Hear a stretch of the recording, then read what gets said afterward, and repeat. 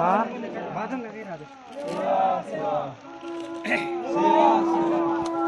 Side हो जाओ। Side हो जाओ सेवा सेवा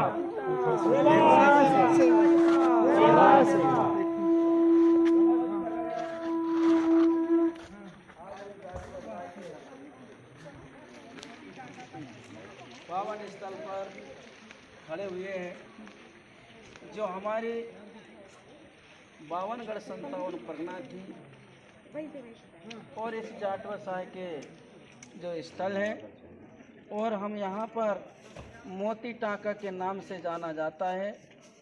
इसको जाट व्यवसाय राजा ने ही बनवाया गया। इस मोती टाँका में हमारी प्रकृति शक्ति, हड़ापेन शक्ति और चंडी देवी की शक्ति के बल शक्ति से ये टाँका का निर्माण किया गया। इस टाँका में हमारा करोड़ों साल पहले हमारी जो व्यवस्था थी, प्रकृति व्यवस्था थी, जड़ी बूटियाँ थी, उस समय लोहा सीमेंट नहीं हुआ करते थे।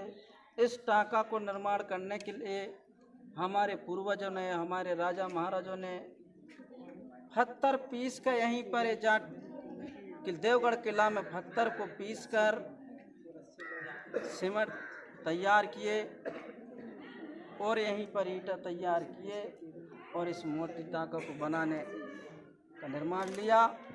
और जो हमारे राजा महाराजाओं के पास में, अरे मूल वंशी कोया वंशी के पास में एक पारस हुआ करता, पारस, तो उस पारस को जहाँ पर रख दिया जाता था तो वहाँ पर जो दूसरी वस्तु होती थी उस पारस से ख़त्म नहीं होता था। तो हमारे जाट व्यवसाय राजा ने इस मोती टाँका में उस पारस को चलाने से, रखने से पानी कभी यहाँ का उठता नहीं। सेवा सेवा। हो गए। हाँ, ये है मोती टाँका और आप देख रहे हैं ये मोती टाँका है। इसमें अभी दादाजी ने बताया कि इसमें पारस नामक एक पत्थर है जिसमें अगर कोई चीज़ उसके पास आती है तो वो ख़त्म नहीं होती है। जैसे यहाँ अधिकतर लोग मैंने देखा हूँ कोंडरा वगैरह, पास वगैरह यहाँ डोबते हैं और फिर ले जाते हैं। तो एक अलग प्रकार की किंवदंती है जो कि यहाँ इस मोती टाँका के इतिहास को अमर करती है और इसके महान इतिहास को लोगों को पढ़ने में, इसकी और ध्यान आकर्षित करने में एक महत्वपूर्ण भूमिका निभाती है। तो मोती टाँका की चौड़ाई देखिए कितनी है। और ये भी बताया जाता है कि मोती टाँका के नीचे से बहुत सारी महलों तक यहाँ से गुफाएं गई है। जैसे कि हम देखें हरियागढ़ की गुफा भी यहीं से निकली है और साथ में जो वक्त बुलंद शाह नागपुर में उनका जो महल है वहाँ तक भी यहाँ से गुफा निकले। से कई प्रकार की बातें हैं जो अभी तक लोगों ने उसको खोज नहीं पाया है।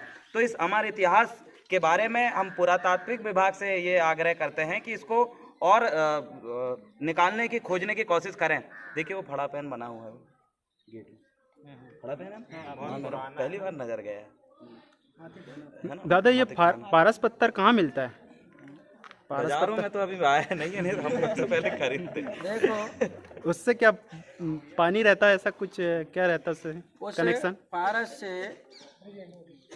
जो पारस जो ज़मीन में हुआ करती थी उस वक्त में यहाँ पर हमारे जो पुरखा लोग उसको परखते थे, पुरखा लोग उसको जानते थे। आज भी इस ज़मीन में है लेकिन हम नहीं जान पाते कि वो पारस क्या है, क्या है। हमारे पुरखा राजा महाराजा उसको जाना करते थे और उससे उपयोग करते थे।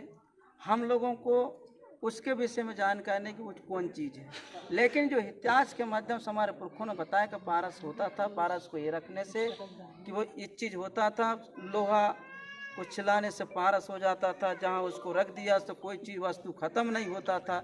ऐसे हमारे पुरखा लोग बताया करते हैं और उस बताने से हमें जानकारी मिलती कि वास्तविक में इस गोंडवाना लैंड और इस गोंडवाना धरती में पारस हुआ करती थी और उसको जानते थे।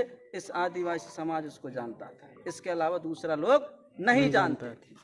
ये है भाई पारस का इतिहास। इसीलिए इतनी ऊंचाई में भी आज पानी है। हाँ, इससे ऊंचाई में पानी लगभग 1000-1500 समुद्र से बताया ना 650 मीटर समुद्र से ऊंचाई उसकी 650 मीटर है।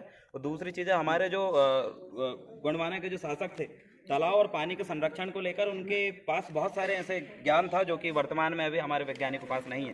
कहाँ पानी निकलेगा और कहाँ पानी नहीं निकलेगा, कहाँ से पानी की नस गई और कहाँ से नहीं गई, इसका बहुत बढ़िया तरीके से जो वैज्ञानिक जो अध्ययन था हमारे गौंड शासकों ने किया। इसका वर्तमान समय में आप जिस भी जहाँ जहाँ गोंडवाना शासकों का महल किला मिलेगा, जहाँ जहाँ उनकी शासन सत्ता रही है, वहाँ पर देखेंगे आप कि पानी के संरक्षण के लिए बहुत बेहतरीन व्यवस्थित है और वहाँ पर कभी सूखा नहीं पड़ा। सबसे बड़ी बात तो गोंडवाना के इतिहास में जहाँ जहाँ राजा थे, आप चाहे नागपुर चले जाओ और इधर पूरा गोंडवाना परिक्षेत्र, यहाँ तक कि हम जिस इंडिया में हैं, जो एशिया में आके टकराया है ये हिस्सा, हम पहले हमारा गोंडवाना लैंड से हम जुड़े होते हैं और वो हिस्सा जो टकराया तो हम अलग हुए, लेकिन आज भी उसका जो हिस्से का जो इतिहास है वो जहाँ से हमारा ये भूखंड आया है वहाँ पर भी इसका पूरा मिलता है। जैसे ऑस्ट्रेलिया में आप चले जाएं, है ना, सभी इतिहास हमारे पास है। जैसे 9 लाख एकड़ में गोंडवाना वर्षावन है, तो वैसे ये चलो घूमते हैं आगे, बहुत सारी चीज़ें हैं जो मिलेगी। नहीं